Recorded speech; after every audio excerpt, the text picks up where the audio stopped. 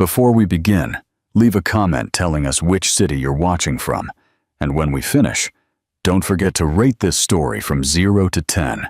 Enjoy the story. This is unacceptable. 20 experts. 20. And no one can solve this variable, shouted a frustrated engineer, holding a cup of coffee. Richard's going to lose it, said another, for the third time that night. The shouting behind the frosted glass of the meeting room grew louder. Outside in the hallway, Valentina was cleaning the floor. She had one earbud in but kept the other ear free to listen to the corporate chaos around her. The meeting room door suddenly flew open. 3 engineers walked out looking exhausted, dark circles under their eyes, clipboards in hand, and defeated looks on their faces.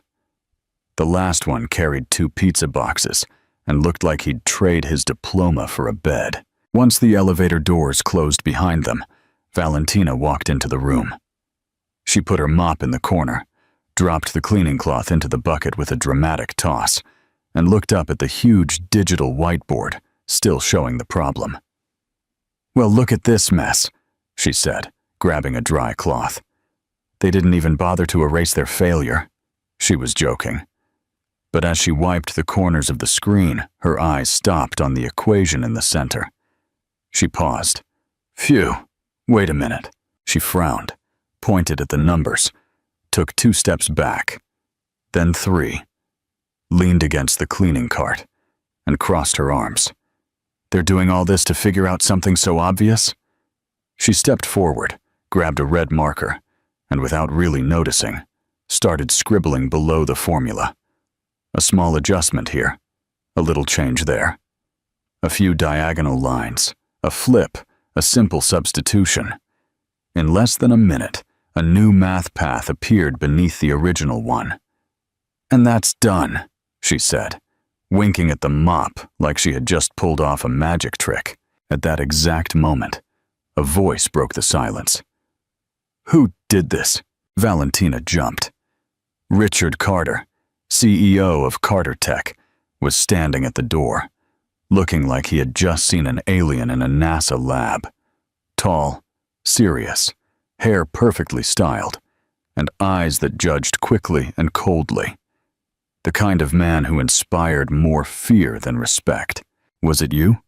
he asked, walking in slowly. "No, it was Maria Clara," Valentina answered, pointing to the mop in the corner. Silence. "Just kidding. It was me." Richard stepped up to the board, still watching her. His eyes moved from Valentina's face to the formula, and then back to her again. He seemed to be thinking hard. You know what this means? That you don't need to keep importing lab geniuses. Maybe let the janitors try once in a while." He ignored the joke, eyes fixed on her solution. He pulled a tablet from inside his suit and began typing. This is impossible. None of our consultants even thought of this shortcut." Valentina leaned against her cart, pretending not to care.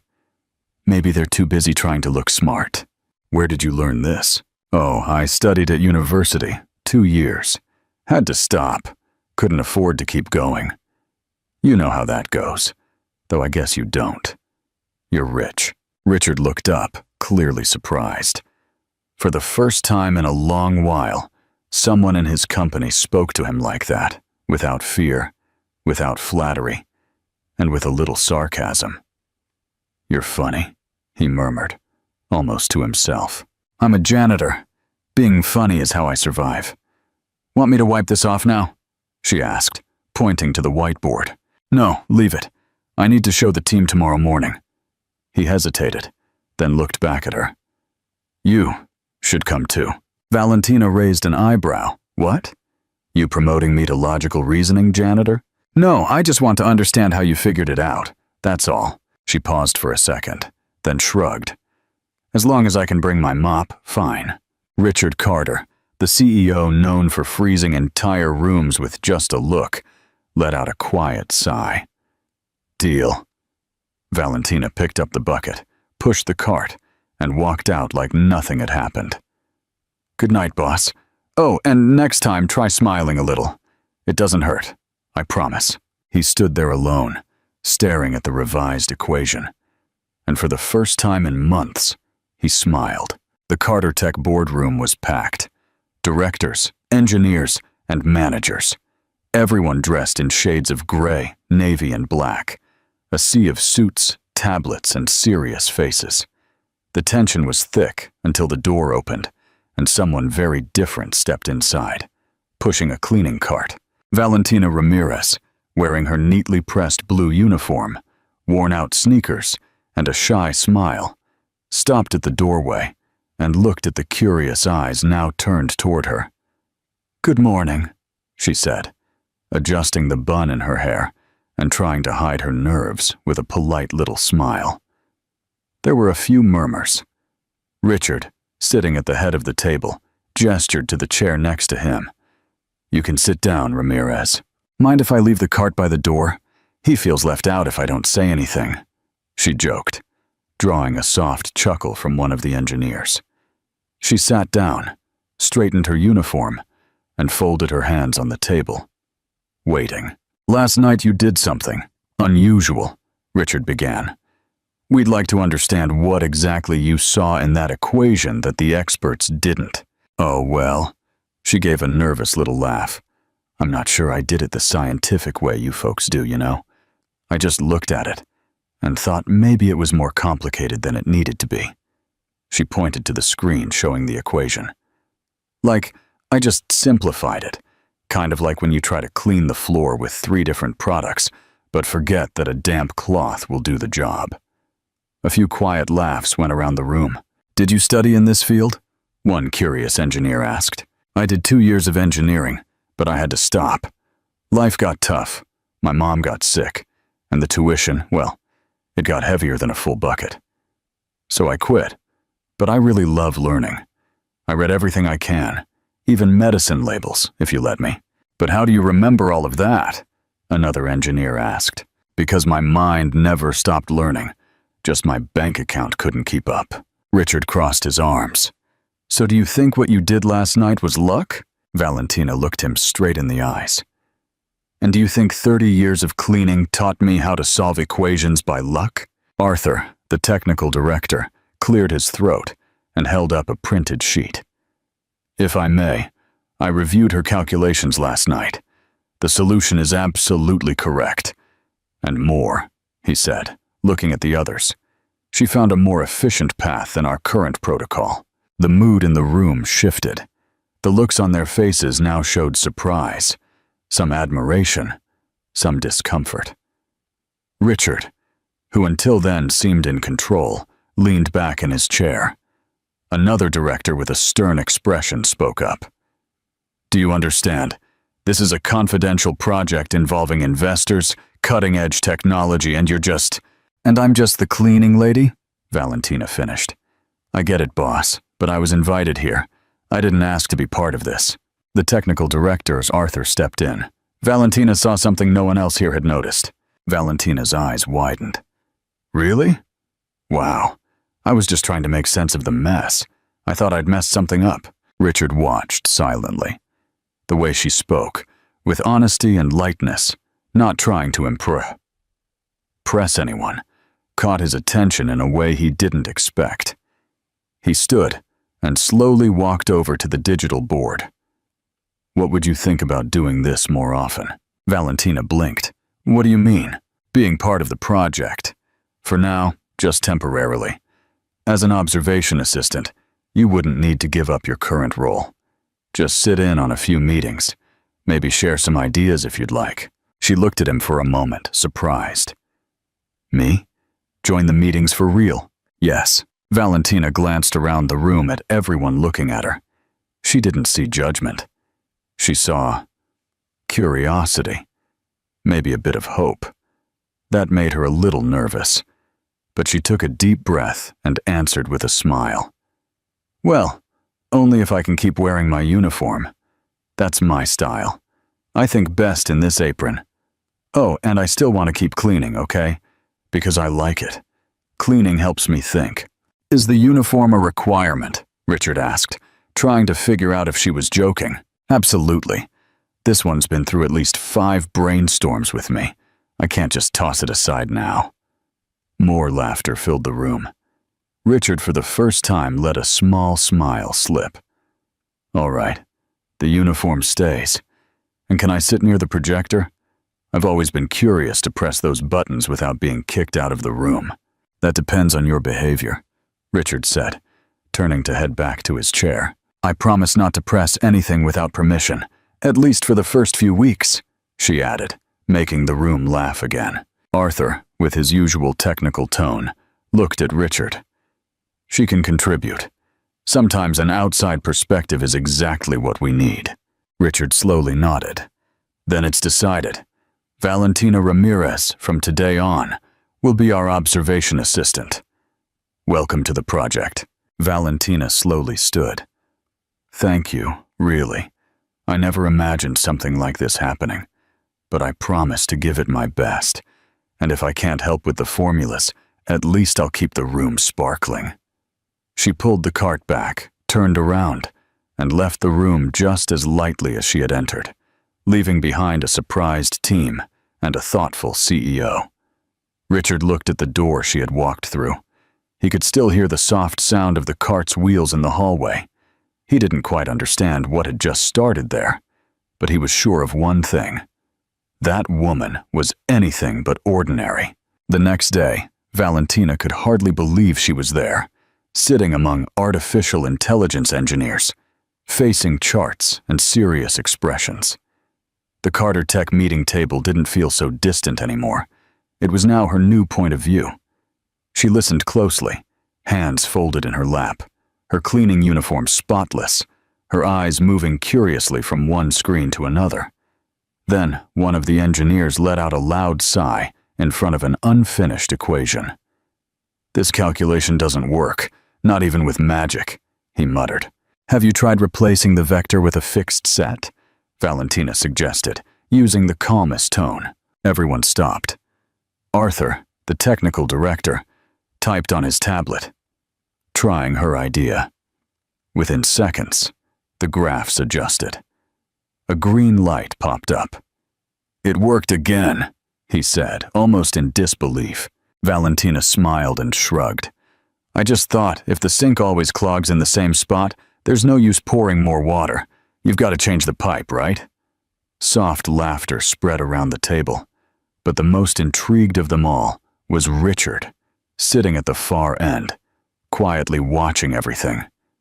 He tried to stay distant, professional, detached, but there was something about Valentina that challenged his logic, and it wasn't just the math. She spoke with ease, as if nothing was too big to handle. When the atmosphere got tense, she made light jokes that lifted the mood. When someone got lost in the complexity, she explained things like she was reading a recipe.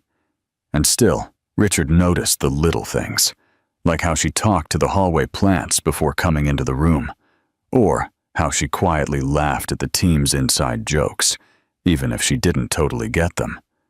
Or how now and then, she'd give him a curious look, as if to say, "You overthink things."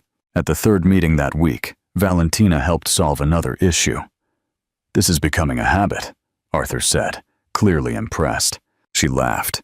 "Careful. If I solve one more, you'll want to give me a bonus. Then I'll have to figure out how to deal with income tax." Even Richard let out a quick smile, one he tried to hide. But someone noticed. Someone always does. "We're planning a team dinner tomorrow," said Rachel, one of the engineers. "Will you come with us?" Valentina hesitated. "Oh, I don't know. Aren't those things kind of fancy?" "It's just dinner, between co-workers.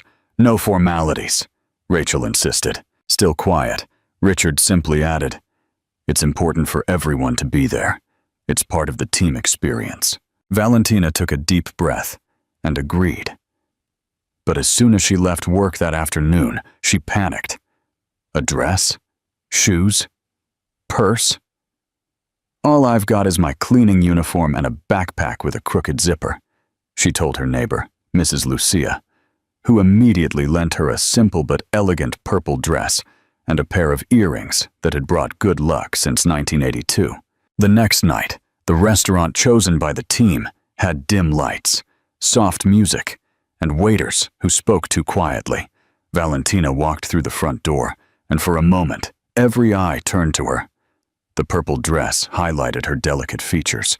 Her loose hair fell over her shoulders, and something in the light of her eyes stood out. She looked different, but she was still herself. The first to notice were two Carter tech analysts sitting near the entrance. Who is she? A new investor? Must be. Look at her posture, and she came alone. While they whispered, Richard, already seated in the back, looked up and froze for a second. It wasn't just surprise. It shattered the image he thought he had of Valentina. This woman standing in front of him wasn't just the brilliant janitor who could solve equations. She was striking. She gave a shy wave to her colleagues and walked over. "Hi, I hope I'm not too dressed up. The only things I own with heels are my brooms," she joked, trying to hide her nerves. The table laughed. Richard didn't, but he was looking. A lot. During dinner, she talked with everyone. She told stories from the cleaning staff with such charm that the engineers laughed until they cried. She said she once confused a meeting room with the break room and almost swept right through a presentation. Even the quietest ones felt at ease. Richard watched from a distance. Her laugh was genuine, the way she tilted her head when listening, how she didn't try to impress anyone. And yet, she did. By the end of the night, as the group began to head out, she walked up to Richard. "Thank you for the invitation. No need to thank me. It was fun. But tomorrow morning I'll be back, mop and all, with more brilliant ideas. If my brain helps, maybe. If not, the floor will shine. That I can promise." He nodded, still watching her like he was trying to figure something out that charts couldn't explain. Valentina said goodbye, gave a quick wave to everyone, and left. When the door closed behind her, Richard was still standing there, frozen, looking at the spot where she had been just moments before. And for the second time that week, he was left speechless. The next morning, everything was back to normal at Carter Tech. Quiet hallways, people rushing around, and technology everywhere. Valentina was in uniform, pushing her cleaning cart, one earbud in, a duster in hand. The same as always, at least on the outside. She was humming softly as she cleaned the floor near the main elevator. Her mood was cheerful, almost like she was dancing with the mop. Then the meeting room door opened and Richard stepped out. He saw her from a distance, not in a hurry. He paused for a moment, watched as she talked to the fern near the water cooler, telling it that it looked happier after getting water. Then he noticed the light ways she moved as she cleaned, almost like she was gliding through the tasks. Valentina noticed his stare and waved her cloth at him with a smile. "Good morning, boss. If you step here, I'll pretend I didn't see it." She joked. Richard just nodded, trying not to smile. They both walked to the elevator. The door opened, and they stepped in. A quiet silence settled between them. Not the awkward silence between strangers, but the kind of silence between two people unsure what to say, or afraid to say too much. "You seem different today," he said suddenly. She looked surprised. "Oh, must be the new lavender disinfectant. I'm testing it to see if it calms nervous people in elevators." "No," he replied with a slight smile. "It's you. You seem more serious." "Sometimes I am. That's when the world feels a bit heavier than usual," she said, tugging the bucket's handle with her foot. Before he could ask what she meant, the elevator jolted slightly. Then, and again, and then it stopped. The lights flickered. The panel went dark. "Oh no," Valentina muttered, turning to the buttons. "You've got to be kidding me." Richard pressed the emergency button. No response. He pulled out his phone. No signal. "Looks like we're stuck," he said, clearly uncomfortable. "Perfect," she sighed, sitting down in the corner with the bucket beside her. "I'm becoming an expert in odd situations with you around. Does this happen often?" "No, but when it does, you're always part of it. Coincidence? I hope so. She laughed, crossing her legs and leaning her head against the wall. The last time I got stuck in an elevator, I was with an old lady carrying 3 grocery bags, 2 filled with fruit, and the third with a live chicken. This is a much more comfortable version. Richard leaned against the opposite wall, trying to look calm, but his jaw gave away his discomfort. You don't like surprises, do you? I'm the CEO of one of the largest tech companies in the country. Surprises mean mistakes. Mistakes cost millions. She looked at him, without speaking. Are you always like this? So lighthearted? I try to be. Life didn't always give me reasons to smile, so I decided to make my own. That's admirable. It's survival, she corrected. My superpower. He stayed quiet for a few seconds. The elevator's emergency light cast soft shadows across their faces. My father wouldn't understand that, Richard said suddenly. Valentina looked up. Really? He was always obsessed with success. I grew up in a world where you were only as good as your performance. Got a 90? He'd ask. Why not 100? Won an award? He wanted to know if it was the biggest. There was no room for mistakes. Or rest. She listened quietly, giving him her full attention. And you followed in his footsteps. I think I did. I never stopped to ask if there was another way. But is there? Richard hesitated. For the first time, he seemed uncomfortable, not having a clear answer. What about your mother? She asked, shifting the focus. She passed away when I was young. He raised me on his own. Work. Discipline. Routine. That's how it was. Not much talking. Not much emotion. Valentina took a deep breath. Well, then let me tell you what it's like when life is all emotion.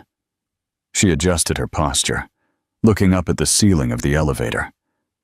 My mother worked all day as a seamstress, cooked for 3 households besides our own, and still found time to laugh with me and my sister at night, even when she was tired. When she got sick, I dropped out of college to take care of her and my little sister, and it all happened so fast. There wasn't even time to understand it, but I'm happy I did what needed to be done. My mom's doing a little better, and now my sister has a shot at going to college. But anyway, here I am. I just didn't expect to end up stuck in an elevator with the most serious CEO in the Northern Hemisphere. I'm not that serious. No? Then prove it. He looked at her. A quiet exchange of glances. Challenging. Almost intimate. You make me think about things I usually avoid, he said softly. Like what? Like what my life would be like if I had taken the time to breathe, talk, notice. Valentina smiled. A calm smile, like someone who understands more than she says. Maybe there's still time. Silence filled the space, but this time it was a comfortable silence, full of unspoken words.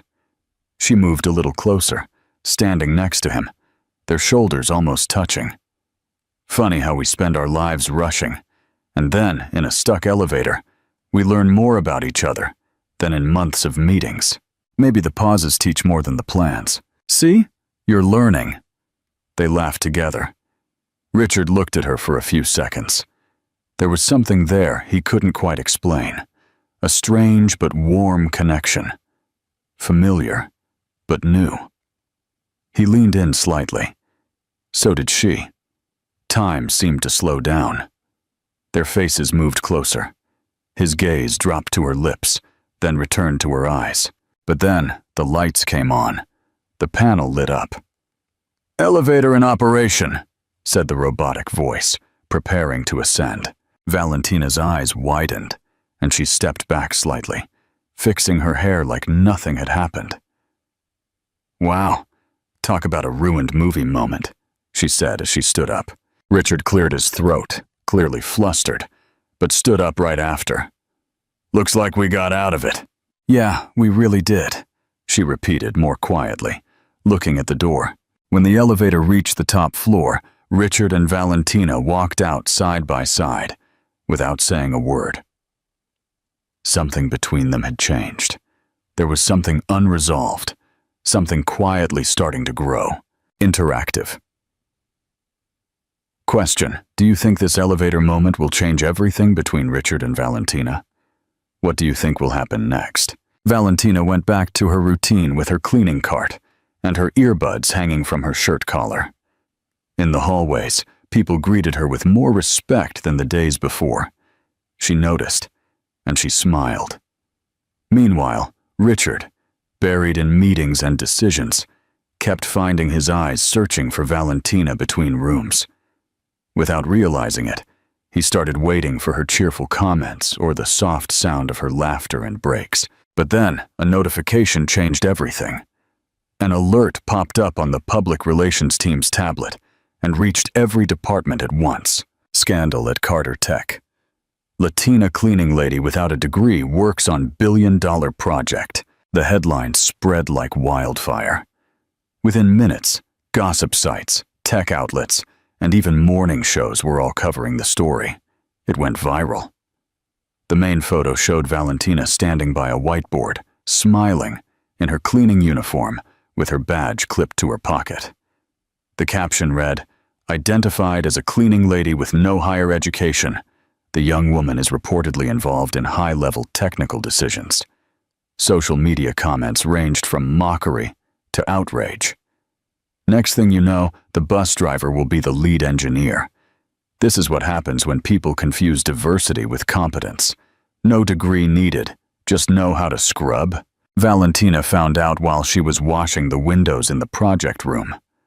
One of the interns, not realizing she was nearby, said out loud, "Did you see the cleaning lady genius scandal?" She slowly turned around. When she saw the screen on the intern's phone, it felt like the ground disappeared beneath her. It was her face, her story. Her dignity turned into a joke. Quietly, she set the cloth down on the counter and walked to the locker room. She stayed there for nearly half an hour, staring at herself in the mirror. When she came out, she walked to the break room and saw part of the team gathered, talking about the news. Some looked away as soon as she entered. Others stared openly. Curious. She kept her head high. "You all know I'm here, right?" she said in the firmest tone she had ever used. "You could at least wait until I'm out of the room before talking about me." The silence was instant and uncomfortable. Meanwhile, Richard stood in front of the crisis room screen, watching the fallout unfold. "Find out who leaked this," he told the IT team, "and remove all unauthorized images from everywhere." "Sir," said the communications director, "the situation's out of control. We're trying to contain it." "Don't try. Do it," he replied sharply. He left in a hurry and went down to the second floor, where he found Valentina sitting in one of the meeting rooms. Her eyes were downcast, but there were no tears. Just a tense face, like she was holding back a storm inside. "Valentina, I saw it," she interrupted. "I'm taking care of it. This is outrageous. It's prejudiced, and we won't allow—" "Richard, please." She raised her hand, asking for silence. He stopped. "I know you want to help. I know you were upset, but you don't need to protect me." The silence between them was heavy. She stood up. "I didn't get this far because someone gave me permission. I got here because I've been facing the world since I was young. It's not the first time someone has looked down on me, Sui. Not the first time I've been laughed at. But this time, I expected that inside these walls, it would be different." Richard tried to respond, but she didn't give him the chance. "I don't want to be protected like I'm some well-meaning mistake that needs fixing. I want to be recognized as someone who's contributing, with ideas, with work, and above all, with dignity." He took a deep breath and stepped closer. "I do recognize all of that, and I won't let them take away the value of what you're doing. Then respect me when I say that. For now, I need some time." She took off her badge, the one she proudly wore every day, and placed it on the table. "I need to think about whether I still want to be part of a place where a person's worth is measured by the title on the wall, and not by the ideas they bring to the table." Without waiting for a reply, she turned and left the room. She walked down the hallway, ignoring the looks and whispers, went to the front desk, signed out for a temporary leave, and walked out of the building without looking back. Richard stayed by the table for a few minutes. The badge seemed to shine under the cold light of the room. Small, simple, but full of meaning. In the hours that followed, the company's atmosphere changed. Everything felt quieter, as if everyone was waiting for something, or someone. The next day, Richard stepped into the elevator.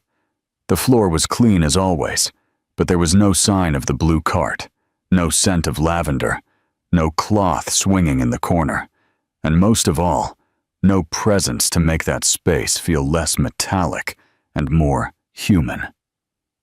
During the technical meeting, he noticed more interruptions, more tension. The unexpected comments were missing, the clear thinking, the lightness. And at the end of the day, when he walked through the main hallway and saw the plant near the water cooler wilting, he understood. He missed her. Not just her logic, not just her solutions, but her presence, her voice, her laugh, her gaze. Valentina wasn't just part of the project. She was part of something he didn't even know he needed. Until now. Interactive question. How will Richard convince Valentina to come back? Do you think he will finally admit his true feelings for her? 3 days passed without Valentina at Carter Tech. 3 days that felt more like 3 weeks to Richard. The technical meetings were tense. Problems took longer to solve, and there was a nearly tangible emptiness in the hallways.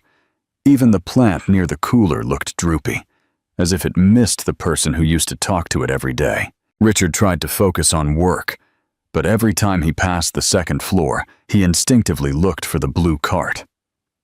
When the elevator doors opened, he expected to hear her making one of her cheerful comments.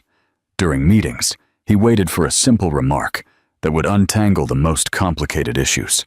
By the third day, he couldn't take it anymore. He asked HR for Valentina's address, and, late in the afternoon, drove his black BMW to a neighborhood he had never been to.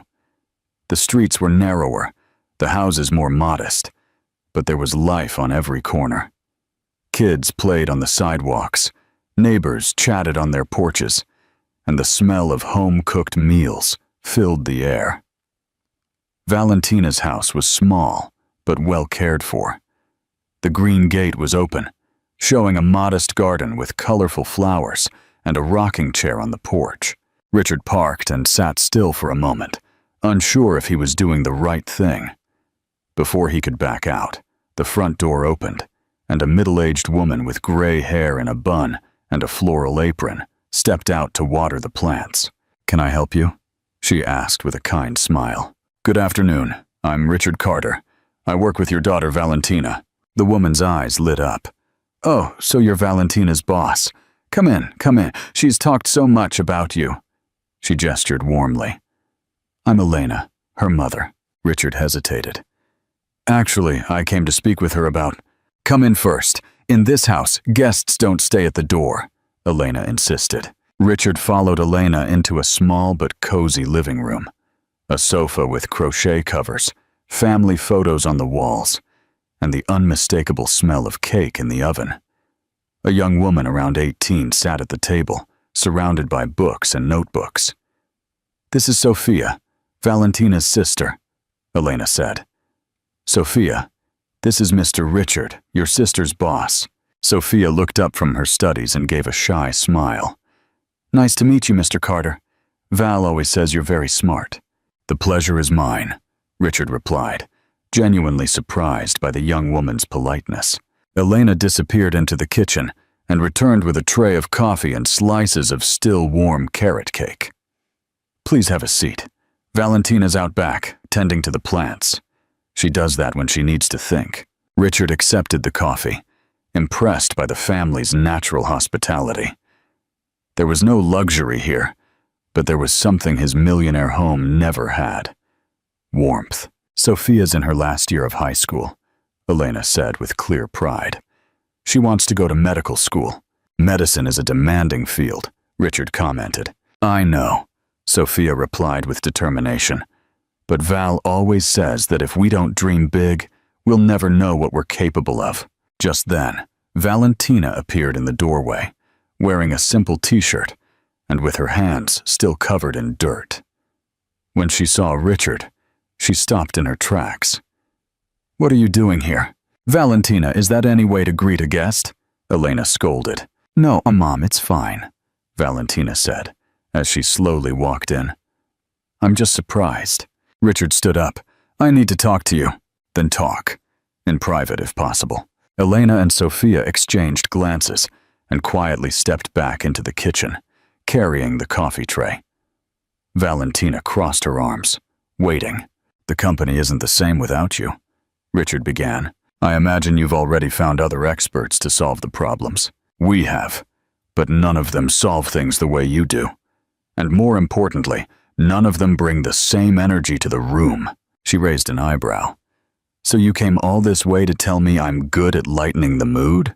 "No, I came to tell you that you make a difference, a real one, and that the company lost more than a smart consultant. It lost someone who made me see things differently." Valentina studied him for a few seconds. "Richard, I'm not coming back to be treated like a mascot or like some interesting exception that you all tolerate. You wouldn't be. We have an important presentation this Friday. Silicon Valley investors. They'll decide whether to fund the next phase of the project. I want you to lead the presentation." "Me? You know the project better than any of us, and you have a gift for explaining complex things in a simple way. They'll love that." Valentina hesitated. "What if I mess it up?" "Impossible. You don't mess things up. You work magic." Elena quietly appeared in the doorway. "Sweetheart, can I say something?" Valentina nodded. "You always told me that when we have a talent, we're not supposed to hide it. We're supposed to use it. And if there are important people who want to see what you can do, maybe it's time to show them. And besides," Sophia added, joining her mother, "you always say we shouldn't give up at the first sign of trouble." Richard watched the exchange between the three women. There was trust, mutual respect, and above all, unconditional love. Something he had never experienced in his own family. "All right," Valentina said at last. "I'll come back, but on one condition." "What's that?" "You stop trying to protect me and start treating me as an equal." "Deal." She reached out her hand to shake his. "Then we have an agreement, Mr. VD at Carter." He took her hand, feeling, for the first time in days, that things might finally fall into place. The following Friday, the Carter Tech conference room was filled with investors in expensive suits and skeptical expressions. These were people used to dealing in millions. They analyzed every word, every gesture, every number. Valentina walked into the room wearing a blazer borrowed from Rachel, but kept true to herself. Her hair was pulled back in a simple ponytail, no heavy makeup, and the same confident smile as always. "Good morning," she said, connecting her laptop to the projector. "I know you're used to presentations full of technical terms and complex graphs, but today I'm going to show you why our project works using something we all understand. Real-world results." For 40 minutes, Valentina explained each part of the artificial intelligence system using clear and relatable examples. When she talked about learning algorithms, she compared them to teaching a child to walk. When she explained computing efficiency, she used the example of a well-organized recipe in the kitchen. The investors, who started off skeptical, began leaning forward, asking questions, asking for clarification, showing genuine interest. "The difference with our system," Valentina concluded, "is that it doesn't just process data. It understands context, like an experienced person who doesn't just follow instructions, but knows when to adapt the rules to get better results." When she finished, the room stayed silent for a few seconds. Then one of the lead investors stood up and started clapping. The others followed. "Miss Ramirez," said the head of the investor group, "in 20 years of funding tech startups, I've rarely seen someone explain such complex ideas so clearly and convincingly. We're prepared to offer $50 million for the entire project." A murmur of surprise swept through the room. It was far more than anyone expected. Richard, watching from the back of the room, couldn't hide his pride. Valentina hadn't just done well. She had won over seasoned investors with her honesty and intelligence. After the investors left, the Carter Tech team celebrated quietly. Valentina was congratulated by everyone. But once things calmed down, she walked over to Richard. $50 million. Seriously? You made that happen. Not me, not the company. You. She smiled, finally allowing herself to enjoy the victory. You know what this means? That you're brilliant? That now I can pay for Sophia's college without worrying. Richard smiled, realizing that even in her biggest professional triumph, Valentina still put her family first. And it also means, she added, that maybe you were right. I really can make a difference. I've always known that. For the first time since they met, they looked at each other without rush, without interruptions, without misunderstandings, and both of them knew something had definitely changed between them.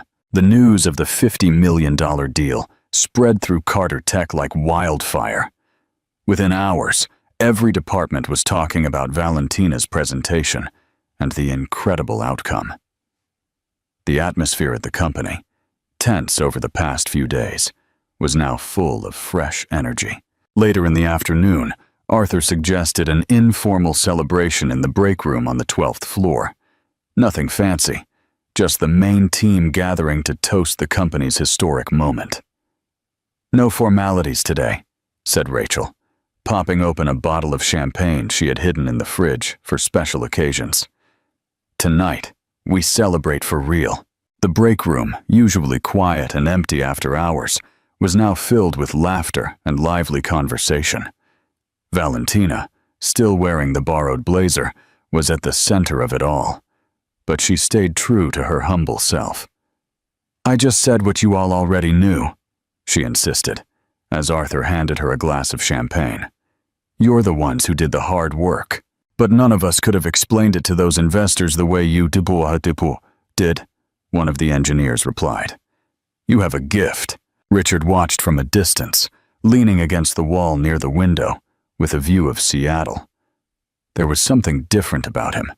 His shoulders were less tense, his jaw more relaxed, and even his posture seemed lighter. The success of the presentation had clearly lifted a heavy weight from his shoulders. As the night went on, people began to leave. First, the older folks, then those with families waiting at home, until just a few were left in the room. "I'm heading out too," said Rachel, grabbing her bag. "We've got that early meeting with legal tomorrow." "I should go as well," added Arthur. "My wife's going to kill me if I'm late again." One by one, the others left, until only Richard and Valentina remained in the dimly lit room, the city lights shining through the panoramic window. The silence between them wasn't awkward, but it carried a different kind of tension. Not the professional kind from their first days, or the strain from recent challenges. It was something quieter, more personal. Valentina still held her glass, watching the bubbles slowly rise in the champagne. "So," she said, breaking the silence. $50 million. That's like a lot of money, huh?" Richard let out a quiet, genuine laugh. "It is quite a bit, yes? I guess now you can buy more identical suits for your wardrobe," she teased, flashing a playful smile. "My suits aren't identical," he defended, pushing off the wall and walking toward her. "Oh, they're not? Let me see." She pretended to study him closely. "This one's navy blue. Yesterday's was navy blue, the day before navy blue again. They have different shades." "Shades?" she laughed, nearly spitting out her champagne. "Really? You use the word shades to talk about clothes?" Richard moved a little closer, picking up his own glass from the coffee table. "And what's wrong with nuance?" "Nothing wrong, it's just very you." "And what does that mean?" Valentina looked at him, realizing how much closer they were now. He was only a few steps away, and there was something different in his eyes, less guarded, less controlled. It means you overthink everything, even the color of your clothes. And you think that's a bad thing? Not bad, just a bit much. Sometimes it's nice to just let things happen naturally. Like now? His question carried a second layer of meaning, and they both knew it. Valentina felt a flutter in her stomach, but she didn't pull back. Like now, she said quietly. Richard stepped closer. They were now close enough that she could smell his subtle scent, a mix of wood and something lightly citrusy. You know, today was amazing, right? He said, slightly changing the subject, though he stayed close. It was just work. It wasn't just work. It was you being you, and that made all the difference. Valentina felt her face getting warm. Are you complimenting me, Mr. Carter? I'm stating a fact, Ms. Ramirez. They laughed together, and the air between them grew more charged. It was as if all the previous moments, the elevator, the meetings, the teasing, the glances, had led exactly to this one. You know what the best part of today was? Valentina asked, turning slightly to set her glass down, but staying close to him. What? Seeing you smile. A real smile. Not that corporate one you give the investors. I do smile. You kind of fake a smile. It's not the same. Richard was quiet for a moment, thinking about her words. Maybe I've just gotten out of the habit. That's a shame. You look much better when your smile is real. The words slipped out before she could filter them, a moment of pure honesty that surprised them both. Richard looked at her closely. Valentina, what? You confuse me. Confuse how? Confuse as in, I don't know if I should keep things professional or... He didn't answer with words. Instead, he raised his hand and gently touched her face, brushing her cheek with his thumb. Valentina closed her eyes for a second, feeling his touch. Richard, I know this is complicated. I know I shouldn't. Stop thinking so much, she said, opening her eyes and looking directly at him. That was all he needed. Richard leaned in slowly, giving her time to pull away if she wanted. But she didn't. Instead, she leaned in too, until their lips met in a soft kiss, hesitant at first. The kiss deepened naturally. It wasn't desperate or rushed, but full of all the unresolved moments between them. His hands moved to her waist, hers rested on his chest, feeling his quickening heartbeat. When they finally pulled apart, their foreheads touched as they caught their breath. That was, Richard began. Unexpected, she finished with a small smile. A good kind of unexpected, a very good kind. They chuckled quietly, still close, still processing what had just happened. So now what? Valentina asked. Now I don't know, he admitted honestly. Well, at least you're being honest. I'm always honest with you. They stayed there a few more minutes, talking softly, laughing, sharing a few more gentle kisses. It felt like a wall had come down, allowing them to connect on a level beyond the professional. When it was finally time to leave, Richard walked her to the parking lot. Want me to drive you home? He offered. No need, I took the bus aboard. All the more reason, let me drive you. On the drive to her house, they talked naturally, as if the moment they shared had cleared the air for good. When they arrived, he walked her to the gate. Thanks for the ride, and for the rest of the evening. The pleasure was mine. They kissed again, this time shorter, but just as meaningful. I'll see you tomorrow, she said. I'll see you tomorrow, he replied. But when tomorrow came, everything had changed. Interactive question. What happened that made Richard act so distant and cold? Do you think Valentina will give him another chance? Richard arrived at the company at his usual time, greeted employees with his usual politeness, and attended the morning meetings with his usual professional manner, as if the night before had never happened. When Valentina arrived for the project follow-up meeting, he barely looked at her. He answered her technical questions directly, but avoided eye contact and any conversation that wasn't strictly about work. Richard, can we talk about the next steps for the project? She tried after the meeting. Pass these tasks to Arthur. He'll handle the implementation, he said curtly, without even looking up from his papers. Valentina stood there for a few seconds, confused and hurt. Is everything okay? Everything's normal. Just focused on work. The coldness in his voice hit like a bucket of ice water. Valentina left the room without another word, but with a heavy heart. On the second day, things got worse.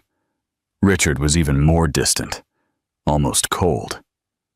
He avoided being alone with her, passed off any communication through other team members, and when he had to speak to her, his tone was so formal. It was like he was talking to a stranger. During lunch, Valentina tried again. Richard, I need to talk to you. I'm busy right now. Schedule a meeting with my assistant. Schedule a meeting? Seriously? He looked at her with a blank expression. That's the proper protocol. Proper protocol. The words echoed in Valentina's mind like a slap in the face. That afternoon, she stayed in the break room after everyone had left, staring out the same window where just 2 days earlier, they'd shared a moment together. The view was the same, but everything felt different now. The tears came without warning, not from anger, but from disappointment. Disappointment in herself for believing that moment had meant something to him, for letting herself be vulnerable, for mistaking his moment of weakness for something real. She wiped her eyes with the back of her hand and made a decision. The next day, at the end of the workday, Valentina knocked on Richard's office door. When he said to come in, she walked in and placed an envelope on his desk. "What's this?" he asked. Not looking up, my resignation letter. This time he looked up, surprised. "You heard me. I'm resigning." "Why?" Valentina looked at him, a mix of sadness and resolve in her eyes. "Because I'm not going to work in a place where I'm treated like a mistake to be ignored.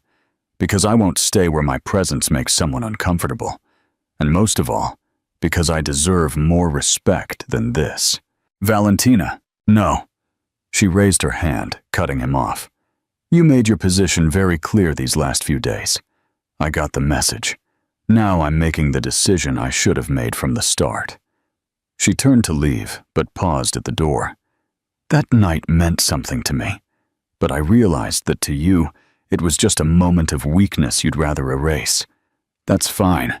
I just didn't expect you to be too much of a coward to talk about it like an adult." And she left, closing the door behind her, leaving Richard alone with the envelope and the weight of his own choices.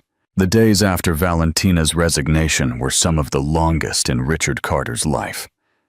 The first time in his fast-moving career, he couldn't fully focus on work. His meetings were still efficient, but robotic. His decisions were still accurate, but the spark he'd found in the last few weeks was gone. The office felt bigger, colder, and quieter.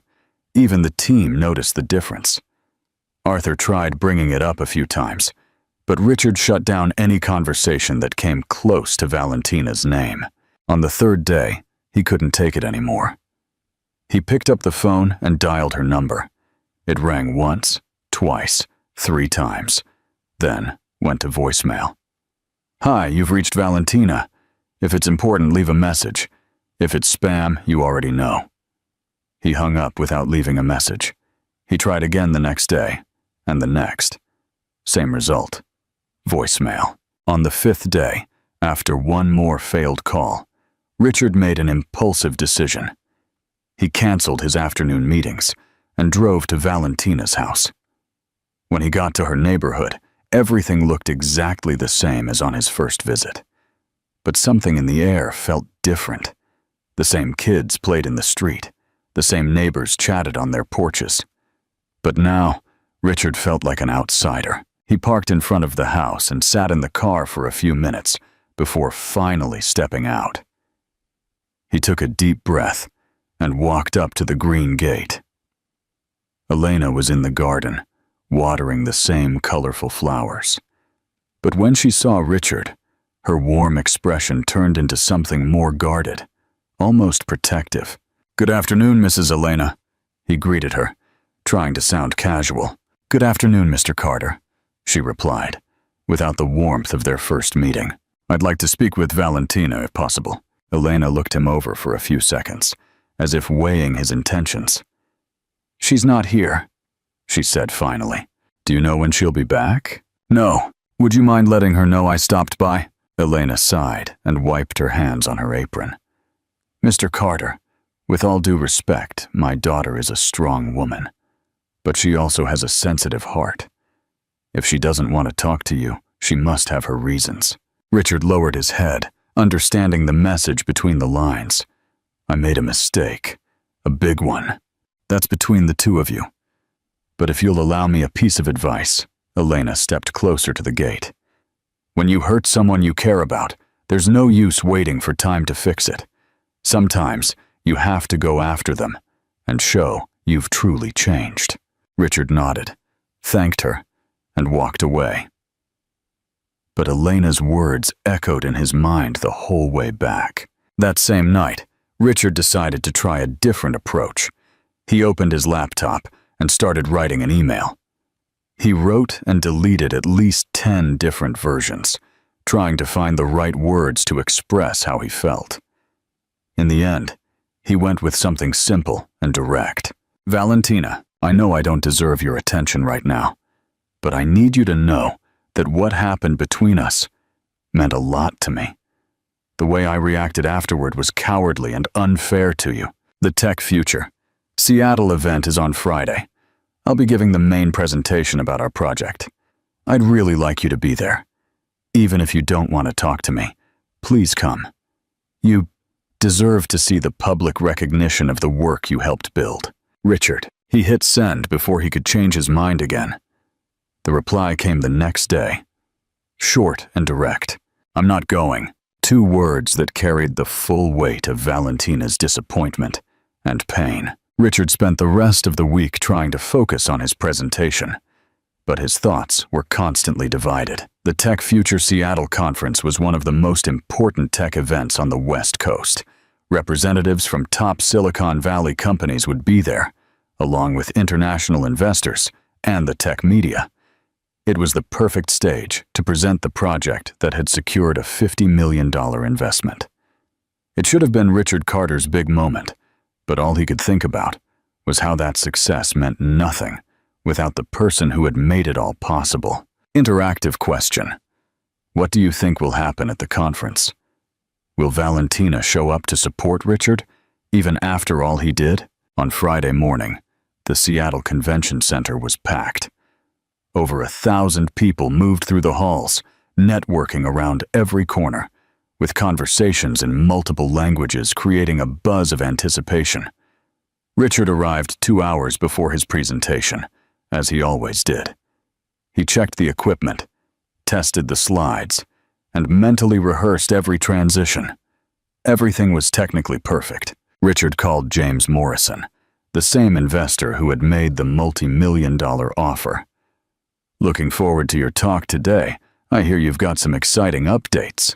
"We hope to make a strong impression," Richard replied, shifting into his corporate polite mode. "And that brilliant young woman who gave the last presentation, Valentina, will she be speaking today?" The question hit like a punch to the gut. "She's focused on other projects at the moment." Morrison raised an eyebrow, but didn't press further. Meanwhile, 15 kilometers away, Valentina was on the living room couch at home, with Sophia beside her, watching the live stream of the conference on her laptop. "Are you sure you don't want to go?" Sophia asked for the 10th time. "I mean, it's your project, too." "I'm sure," Valentina answered, though her voice didn't sound fully convinced. "Mom said he came here looking for you, and you didn't even want to talk to him." There was nothing to say. Sophia studied her sister's face. "You know, Val, when you like someone and you're hurt, sometimes we make decisions out of pride that we end up regretting." Valentina looked at her younger sister. "Since when are you a relationship expert?" "Since I started watching my big sister suffer over a guy who's clearly suffering too." Back at the convention center, there were 15 minutes left before Richard's presentation. He was backstage, reviewing his notes one last time when Arthur walked over. "All set, boss?" "All set," Richard confirmed, though something in his voice sounded different. You okay? You seem tense. I'm always tense before big presentations. Not like this, Arthur observed. It feels like something's missing. Richard didn't answer, but Arthur was right. Something was missing. Someone was missing. The announcer stepped onto the main stage. Ladies and gentlemen, it's my pleasure to introduce the CEO of Carter Tech, Richard Carter, who's here to speak to us about groundbreaking advances in adaptive artificial intelligence. Applause echoed through the packed auditorium. Richard walked onto the stage with his usual confident posture, but inside, he felt an unusual anxiety. Good afternoon, he began, his voice ringing through the speakers. Today, I'm going to present a project that represents a major step forward in artificial intelligence. He clicked to the first slide, but for just a second, he hesitated. Normally, his presentations flowed with ease, but today the words felt mechanical, too rehearsed. Our system has developed an innovative approach to processing complex data that... Richard stopped. He looked at the screen, then out at the audience. Hundreds of faces watched him, waiting. But all he could think about was how naturally, how clearly Valentina had explained those same concepts. That allows us to... He tried again, but the words wouldn't come. A low murmur began to spread through the audience. Richard Carter, known for his flawless presentations, was clearly frozen. At home, Valentina was watching, heart pounding. Is he not feeling well? Sophia asked. He's nervous, Valentina replied, though her voice held real concern. On screen, Richard tried to gather himself, but it was clear he was struggling. He stared at the slides, but the technical terms that usually came so easily now felt hollow. Sorry, he said to the audience. Let me collect my thoughts. But even that pause didn't help. It was as if he'd lost his connection to his own work. Valentina suddenly stood up from the couch. Where are you going? Sophia asked. I need to... Valentina hesitated, eyes still on the screen, watching Richard fight to continue. Come on. She ran to her room, changed clothes quickly, and called out to her mom. Mom, I'm going out. I'll be back soon. Where to, honey? To save a proud idiot. Elena smiled, knowing exactly what that meant. Back at the convention center, Richard gave it one more try. The system we developed uses learning algorithms that can... He paused again. The silence in the auditorium was becoming uncomfortable. Some in the crowd started whispering to each other. That's when he saw her. Valentina had just entered through a side door. She was in jeans and a simple blouse. Her hair pulled back hastily, like she'd rushed out the door. But to Richard, she'd never looked more beautiful. She moved quietly along the side of the room, avoiding drawing attention, but her eyes stayed fixed on him. When she reached the front, she made a small gesture, signaling she was going to come up. Richard gave the slightest nod. Valentina stepped onto the stage from the side stairs, careful not to interrupt completely. The audience began whispering, curious about who she was. She walked over to Richard and whispered something only they would understand. Remember when you said I explain things like I'm giving a recipe? So treat this like you're teaching your mom how to make fudge. It was a nod to their past conversations, the laughs they'd shared, those moments when everything had just flowed. Richard let out a genuine laugh, the first real one in days. Thank you, he whispered back. Valentina stepped back but stayed on stage, a quiet support. Richard turned back to the audience, and now he looked completely different. Relaxed, natural, fully present. I apologize for the interruption, he said with a smile the audience wasn't used to seeing. Sometimes we need a reminder that even the most advanced technology in the world only matters if we can explain it in a human way. And that's when the real presentation began.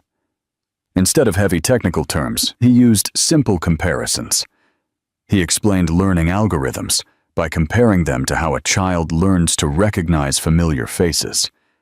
He described computational efficiency using the image of a well-organized kitchen, where every ingredient has its proper place. The audience, once restless, now leaned in completely engaged. Genuine laughter filled the room as he made clever comparisons, and quiet murmurs of approval followed each elegantly simple explanation. The difference with our system, Richard concluded, echoing the same words Valentina had used during the investor presentation, is that it doesn't just process information, it understands context, like someone with experience, not just following the rules, but knowing when to adjust them to get the best results. When she finished, the silence lasted only a second before the room burst into enthusiastic applause. The audience rose in a standing ovation that went on for nearly 2 minutes. Richard looked at Valentina, who was quietly clapping in the corner of the stage, tears of pride in her eyes. After the presentation, once the congratulations and compliments had died down, Richard went looking for Valentina backstage. She was leaning against the wall, watching the activity around her. "Valentina," he said as he approached, still taking in everything that had just happened. "Hi," she replied, with a small but genuine smile. "You came." "I did." "Why?" She shrugged. "Because even though you're a proud idiot, I couldn't just watch you struggle on that stage." Richard took a deep breath. "I need to tell you something." "Go ahead." He pulled her aside, away from curious eyes. "You're the only person who's ever made me want to be more human." Valentina looked at him, surprised by the raw honesty in his words. "Richard." "No, let me finish. I spent my whole life building walls, keeping distance, being professional above all else, and then you came along, in your cleaning uniform, making jokes about plants, and suddenly I started wondering if there was another way to live." He paused, choosing his words carefully. "When we kissed, I panicked, not because it meant nothing, but because it meant everything, and I didn't know how to handle that. So you decided to pretend it never happened. It was the worst decision I've ever made." Valentina was quiet for a few seconds, letting it all sink in. "And now?" she finally asked. "Now I want to try again. Do it right this time, if you'll give me a chance." She studied him, seeing the real vulnerability in his eyes. "A chance for what exactly?" "To find out who I can be when I'm not trying to be perfect all the time." Valentina smiled, really smiled, for the first time in days. "That's going to take some work, you know. I'm counting on it." And for the first time in days, they both smiled for real. Interactive. Question: how do you think their relationship will develop after this heartfelt confession? What challenges will they face now that they are officially together? In the days following the conference, everything at Carter Tech started to change. Richard was more relaxed, more engaged in meetings, and even his smiles felt more natural. Valentina was now officially back on the project, with a formal position as a specialist consultant, a fair salary, and the recognition she deserved. They worked together with a rhythm that impressed the whole team. Ideas flowed easily, problems were solved faster, and there was a new lightness in the air that hadn't been there before. But there was also something lingering, an unresolved tension, a conversation that still needed to happen, and feelings that were being carefully avoided while they focused on work. It was a Wednesday when Valentina received the phone call that would change everything. She was in the project room, going over code with Arthur. When her phone rang, the number wasn't familiar, but something told her to answer. "Hello, Valentina Ramirez?" "Yes, that's me. This is the engineering department at Stanford University. I'm calling about your international scholarship application." Valentina nearly dropped the phone. Months ago, in the middle of a sleepless, dream-filled night, she had applied to a scholarship program that seemed far too impossible to ever come true. She had practically forgotten all about it.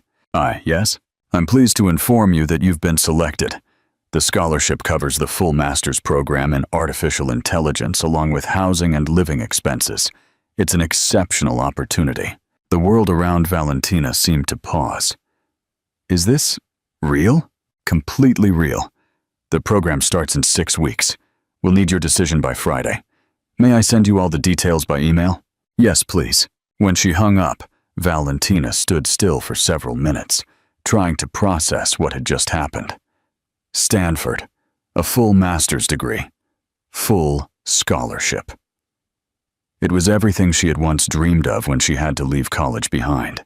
Arthur noticed the look on her face. You okay? I think so. That was some unexpected news. Good news? The best kind. But even as she said it, her eyes instinctively searched for Richard through the glass wall of the meeting room. He was focused on a video call, gesturing as he explained something to the people on the screen. That night, Valentina came home with her mind racing. Elena and Sophia were in the kitchen preparing dinner when she walked in with an expression that was both excited and confused. Did something happen? Elena asked, immediately sensing something was up. Stanford offered me a full scholarship for a master's degree. Sophia dropped the spoon she was holding. Stanford. Like the Stanford. The real one. Elena stepped closer, drying her hands on her apron. Sweetheart, that's wonderful. It's everything you ever wanted. Yeah, Valentina agreed. But her voice lacked the excitement one might expect. Then why do you look worried? Sophia asked. It's perceptive. Valentina sat down at the kitchen table, resting her head in her hands. Because now I have a life here, a job I love, people who care about me. You're talking about Richard, said Elena. Not as a question, but as a statement. Among other things, yes. Elena sat next to her daughter. Valentina, you always taught me we shouldn't pass up opportunities just because we're afraid. It's not fear, Mom. It's complicated. And what does your heart say? Valentina stayed quiet for a long moment. It says I need to go.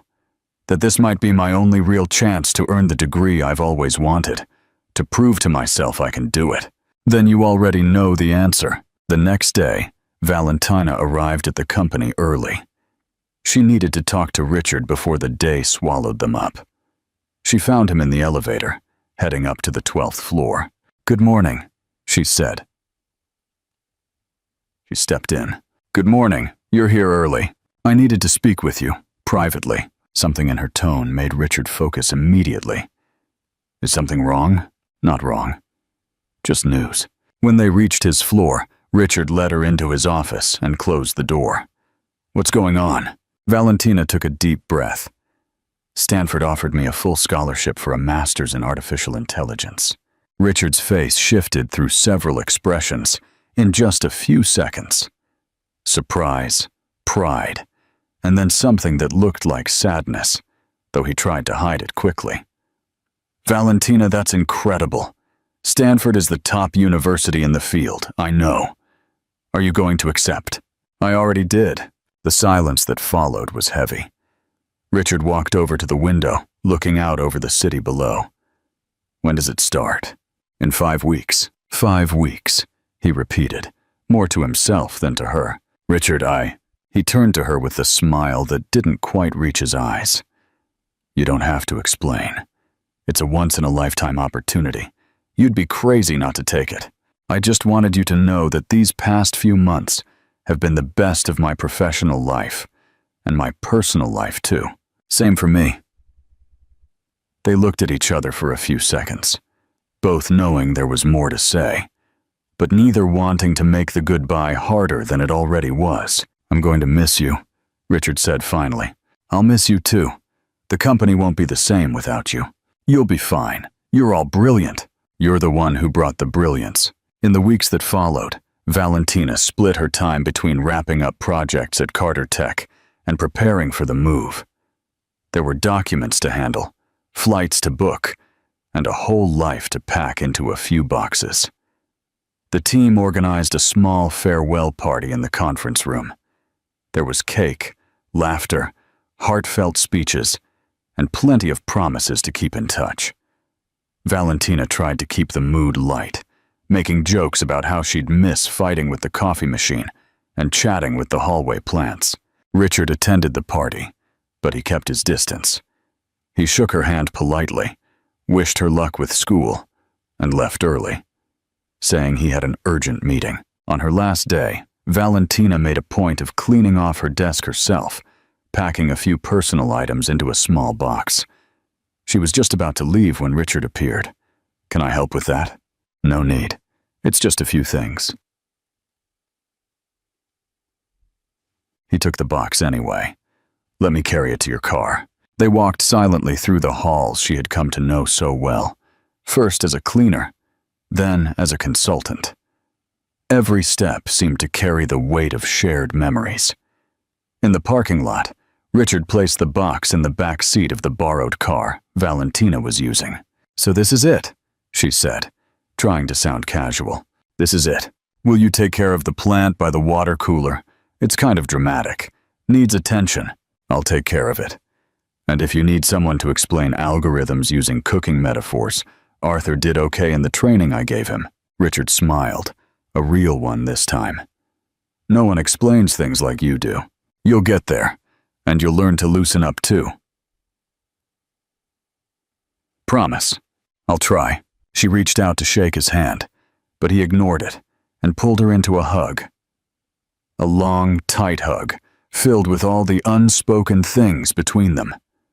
When they pulled apart, both had tears in their eyes. "Take care of yourself, Valentina. You too, Richard." She got in the car, started the engine, and waved through the window before driving off. Richard stood there until the car disappeared around the corner. That night, alone in his apartment, Richard walked to the window that looked out over the city. Seattle sparkled with its usual night lights, but everything seemed dimmer without her there. He grabbed his laptop and started doing something he had never done in his professional life, a search that had nothing to do with business or technology. How to surprise someone special, unique romantic ideas, how to show love in an unforgettable way. He spent hours browse, taking notes, making plans. Because for the first time in his life, Richard Carter had something more important than work to focus on. Valentina Ramirez deserved an unforgettable surprise, and he had 5 weeks to plan something that would change both their lives forever. Interactive question. What do you think Richard is planning for Valentina?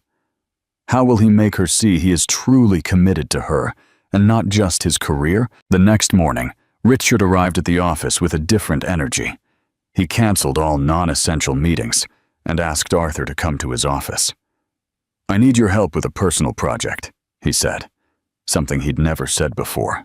"Of course, boss. What do you need?" "I'm going to do something completely outside of my usual style, and I'll need everyone here to help me." Arthur smiled, already guessing what it was about. "Is this about Valentina?" "It's all about Valentina." And for the first time in weeks, Richard gave a real smile, because he had a plan. And it was going to work. It had to. 6 months had passed since Valentina left for Stanford. 6 months of intense classes, advanced labs, late-night study sessions, and the constant feeling that she was exactly where she was meant to be. The master's program was everything she'd hoped for. Challenging, inspiring, and life-changing. But there were moments, especially during the quiet nights in her dorm room, when her mind drifted back to Seattle, to corporate hallways, to office plants that needed conversation, and to a blue-eyed CEO who had learned how to truly smile. They kept in touch now and then, at first through professional emails, later more casual messages. Richard always asked about her classes. She always asked about the company, and about the plant near the water cooler. Neither of them mentioned missing each other, but the feeling was always there, between the lines. Sophia's graduation was set for a Friday in June. Valentina had gotten special permission from the university to come back and be there for the most important academic moment in her sister's life. Sophia had been accepted into the medical program at the University of Washington with a partial scholarship, something Valentina could now help support with her own research grant. The flight back to Seattle was filled with nerves and anticipation. Valentina didn't know if she'd see Richard, if he even knew she was coming, or if it would just be another short, quiet visit with her family. When she arrived home, the welcome was as warm as ever. Elena cried. Sophia screamed with joy, and the whole neighborhood seemed to know that Elena's daughter was back from the fancy university. "You've changed," Elena said, studying her daughter's face during dinner. "Changed how? More grown up? More confident? Stanford's been good for you." "It has," Valentina agreed, though there was something in her voice that didn't escape her mother's ears. "But?" "No, but Mom, meh." "Happy isn't the same as feeling complete," said Sophia. Always the observant one, Valentina changed the subject. But she knew her sister was right.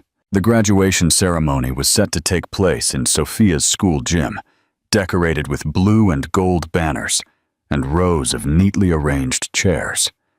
Valentina arrived an hour early, helping the family find good seats and chatting with other proud parents. She was taking pictures of Sophia in her cap and gown when she noticed something odd. Staff were setting up something that definitely hadn't been there during their visit the day before. A small extra stage, complete with a professional sound system. "That's strange," she murmured to Elena. "That wasn't there yesterday when we came to check the place out."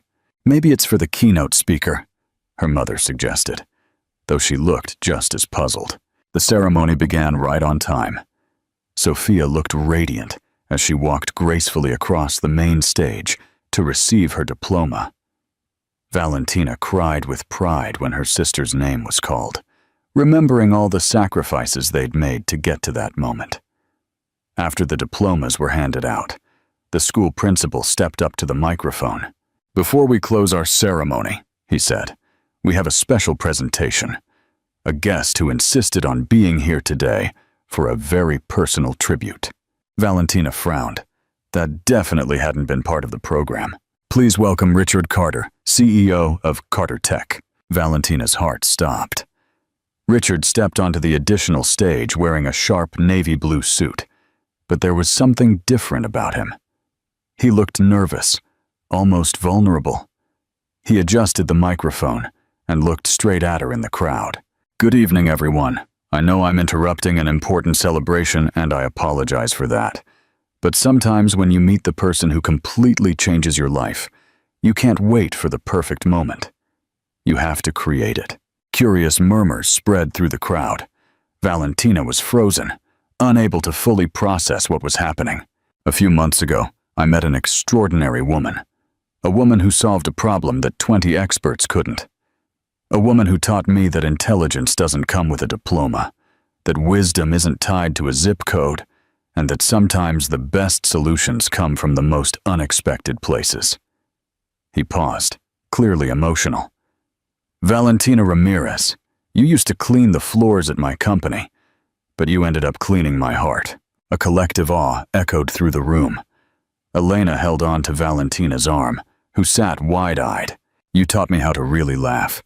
You showed me that talking to plants isn't crazy, it's kindness. You showed me that explaining complicated things in simple ways is a rare gift. And most of all, you taught me that I could be a better person if I stopped trying so hard to be perfect." Richard took a deep breath, visibly nervous. "I know you're at Stanford now, chasing your dreams, and I don't want to get in the way of that. But I also know life is too short to let love slip by just because the timing isn't ideal." He stepped down from the stage and began walking toward her. The audience turned as he passed, creating a path between the chairs. "Valentina, when you left, I realized that professional success means nothing if you have no one special to share it with. I realized that important meetings are far less important than spontaneous laughter. And I realized that I love you." He stopped in front of her as she sat there, completely stunned. "I love you for who you are. Funny, brilliant, challenging, caring. I love you for making jokes during serious moments, and for taking seriously the moments I thought were just jokes." Richard knelt down right there in the middle of the packed gymnasium and pulled out a small box from his pocket. "Valentina Ramirez, will you marry me? And before you answer, just know I already spoke with Stanford. They have an executive master's program that allows remote learning. You don't have to choose between your dreams and us." The entire room fell completely silent. Even the kids stopped making noise. Valentina looked at the man kneeling in front of her, the same man who had once been cold and distant, now making a public declaration in the middle of a high school graduation. "Richard Carter," she said, slowly rising, "you are completely out of your mind." He smiled. "Wait. And I love that about you." She finished holding out her hand for him to slip on the ring. The room erupted in applause and cheers. Sophia jumped out of her seat. Elena cried. And everyone in the graduating class's families clapped for a couple they barely knew, but whose story had clearly moved them. Richard stood up and kissed her, a kiss full of everything they had missed, and a promise for what was to come. When they pulled apart, Valentina looked into his eyes with that mischievous smile he adored. "But I have one condition," she said, loud enough for the mic to pick up. "Anything," he said, still holding her close. "I'll only marry you if you clean the house today." Her laughter echoed through the gym, followed by his, and then by the laughter of everyone in the room. "Deal," he said, "as long as you teach me how to talk to plants properly." "Deal," she replied. And there, in the middle of a high school gym in Seattle, during a graduation ceremony, two people who had met in the most unexpected way decided to write the rest of their story together. Sophia came running over, still in her cap and gown. "Does this mean you're coming back?" she asked, hugging her sister. "It means we're going to figure it out," Valentina answered, looking at Richard. "Together. And I get the world's coolest CEO brother-in-law," joked Sophia. "You'll have a brother-in-law who's going to learn how to make brigadeiro and clean a house properly," Richard replied, getting more laughs from the whole family. Helena walked over and hugged them both. "Welcome to the family, son," she said to Richard. "I hope you're ready for lots of food." To Noise and Honesty. "I'm ready for everything," he said, "especially to be happy." And as the graduation party carried on around them, Valentina and Richard stood there, hand in hand, planning a future that would be anything but predictable. 3 months after this proposal in the gym, Helena's house was in a state of organized chaos. Colorful streamers hung from every corner, guest lists were taped to the fridge, and the constant smell of food being tested for the big day filled the air.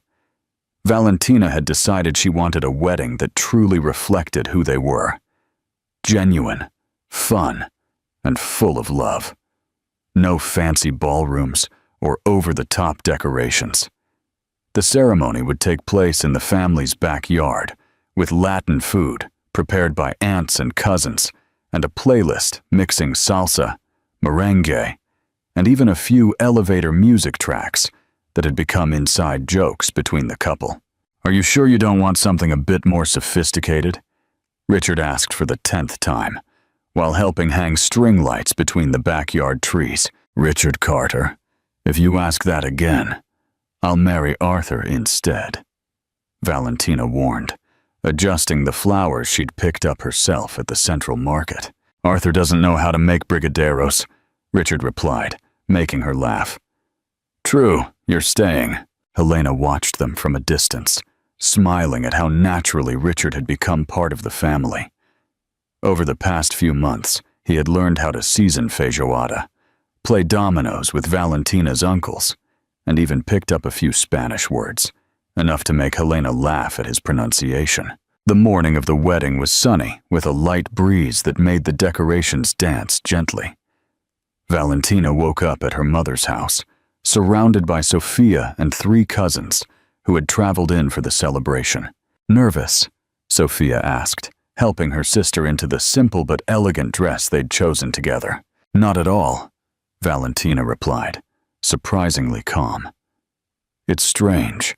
but it feels like the most natural thing in the world, even though you're marrying a millionaire CEO. I'm not marrying a millionaire CEO. I'm marrying Richard, the guy who talks to plants and blushes when he doesn't get my math jokes. Across town, Richard was having a very different kind of morning. His apartment was filled with Arthur, 3 company engineers, and his own father, who had flown in from New York, especially for the wedding. "Son, are you sure about this?" asked Charles Carter for the 5th time, adjusting his son's tie with slightly shaky hands.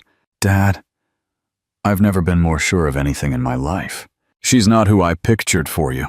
Richard stopped combing his hair and looked at his father in the mirror. "She's better than anything you or I ever imagined." Charles studied his son's face, seeing a happiness he'd never witnessed before. "Then I approve," he said at last with a small smile. Arthur, who had been watching, stepped closer. "Boss, you're more nervous than when you pitched to those Japanese investors. Those investors were just money. Today is the rest of my life. You scared?" "I'm scared. I'm not good enough for her," Richard admitted, a rare moment of vulnerability. "Man, you learned how to make brigadeiro for her. If that's not true love, I don't know what is," Arthur joked. The ceremony was set for 4 in the afternoon. By 3:30, the Ramirez family backyard was packed. Carter Tech colleagues sat next to neighborhood friends. Engineers chatted in English with aunts who answered in Spanish, and kids ran around the chairs decorated with colorful ribbons. Richard arrived on time, but his hands were visibly shaking as he greeted the guests. Elena came over with a motherly smile. "Breathe, son. It's just a wedding, not a corporate merger." "It's worse than a corporate merger," he confessed. "In a merger, the worst that happens is I lose money. Here, if I mess up, I lose Valentina. You're not going to lose anything. She loves you just the way you are. Nervous, perfectionist, and completely in love." The music started to play. A soft version of La Vida es una fiesta, which Valentina had picked because a wedding should have joyful music, not a funeral march. Sophia came out first as maid of honor, followed by 2 cousins as bridesmaids. And then, from the far end of the backyard, Valentina appeared. She wasn't walking in some solemn ritual. She was practically dancing her way to the altar, greeting guests, waving at kids, and even stopping to fix the crooked tie of a little cousin. When she finally reached Richard, he was smiling from ear to ear. "You took your time," he whispered. "I couldn't just rush past everyone without saying hi. That would be rude," she whispered back with a grin. The officiant, a family friend who had become certified just for the occasion, started the ceremony with a mix of Portuguese, English, and a few Spanish phrases that made the whole family laugh. "We are gathered here today to celebrate the love between Valentina and Richard, a love that began in an unusual way, grew in unexpected ways, and is now becoming official in, well, an unusual way too," he said, gesturing toward the decorated backyard. When it was time for the vows, Richard pulled a piece of paper from his pocket, his hands still shaking. "Valentina, I wrote and rewrote this at least 20 times, but in the end, I realized all I really needed to say is simple. You've taught me that life is better when we don't take everything so seriously. You taught me that intelligence comes in many forms, and the best one is knowing how to make others laugh. And you taught me that true love means someone accepting you, even when you wear the same suit every day.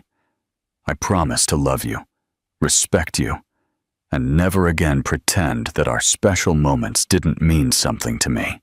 And I promise to learn how to cook at least 5 Latin dishes before our first anniversary," he added, his voice cracking with emotion. "I do," yelled one of the aunts from the back, making everyone laugh. Valentina hadn't prepared anything written. She took Richard's trembling hands and spoke from the heart. "Richard Carter, you came into my life when I was scrubbing the floors at your company, and somehow, over these past months, we ended up scrubbing away our own wounds, our own fears, our own insecurities. She paused, holding back emotion. You gave me the chance to show I'm more than a cleaning uniform, and I gave you the chance to show you're more than an expensive suit. I promise to keep challenging you, keep making you laugh, and keep reminding you that plants grow better when you talk to them. And I promise to keep pretending I understand your math jokes, Richard added, making Valentina burst out laughing. I now pronounce you husband and wife, the officiant declared. You may kiss the bride. The kiss was met with applause, cheers, and the sound of Latin music that started playing right after the ceremony. The reception that followed was just as Valentina had imagined it. A big buffet with homemade food, drinks ranging from cold beer to fruit punch made by the aunts, and lots of dancing. Richard, who had taken secret salsa lessons over the past 2 months, surprised everyone with his moves. He wasn't perfect, but he was having fun, and that's what mattered. Who is this man? And what did he do with my boss? Joked Arthur, watching Richard spin Valentina on the makeshift dance floor. That's the real Richard, said Rachel. Valentina just melted the layers of ice he'd built around himself. As the night went on, the speeches grew more emotional, the dancing more relaxed, and the laughter more frequent. Elena gave a toast, saying her daughter had found someone who truly completed her. Charles Carter, visibly moved, admitted he had never seen his son so happy. Around 11, as the party started to wind down, Richard and Valentina stepped away to a quiet corner of the yard. So, Mrs. Carter, he said, still holding her hand, how does it feel to be officially married to a CEO? How does it feel to be officially married to a genius cleaning lady? She shot back. Feels like I'm way too lucky. Well, you better get used to it, because you're not getting rid of me anytime soon. They stood there for a few minutes, watching their guests, their families, now one family, and thinking about the future. Richard, I have an idea, Valentina said suddenly. You always do. What is it this time? What if we started a company together? Not a traditional tech company, but one focused on education, programs to teach kids from underserved communities coding, AI, that kind of thing. Go on. We'll call it something like Codes of the Heart. The idea is to show that talent exists everywhere. It just needs a chance. Richard looked at her, once again amazed by her ability to think of others, even on her wedding day. You know that's brilliant, right? I do. And I also know you'll want spreadsheets and projections before you agree. Actually, he said, pulling her in for another kiss, I'm in. No spreadsheets, no projections. Just because it's a beautiful idea from an even more beautiful person. Careful, Mr. Carter. You're getting way too romantic. I've just learned that life is better when you have the right person to share it with. 3 years later, sitting at the headquarters of Code from the Heart, watching a group of young people present their first programming projects. Richard glanced at Valentina. She was laughing with one of the students who had just made a joke about algorithms, explaining complex ideas with the same simple clarity as always. She wasn't your typical genius. She was the kind of woman who cleaned the world with soap, humor, and love. What did you think of Valentina and Richard's story? Share your thoughts in the comments. And from 0 to 10, how would you rate this story? Don't forget to subscribe to the channel and turn on notifications so you don't miss any of our stories. And be sure to check out more inspiring stories by clicking right here on the end screen.